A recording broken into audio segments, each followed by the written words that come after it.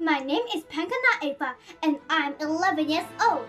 I enjoy exploring new things and challenging myself.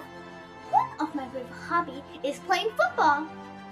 I'm always curious and ready to take on new challenge because I believe that hard working, anything is possible.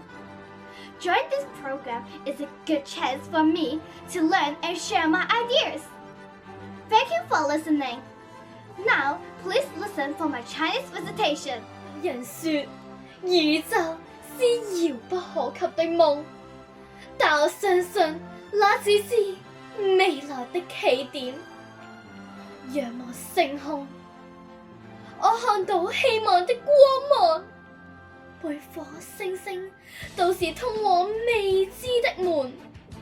人類的第一步踏上月球，讓地球與銀河連成了無限的可能。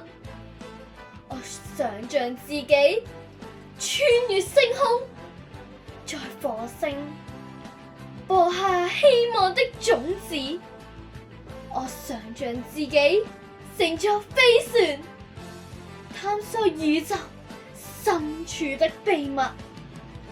可能性無邊無際，只要我勇敢追尋，每一次嘗試，每一份努力，都能將不可能變為可能。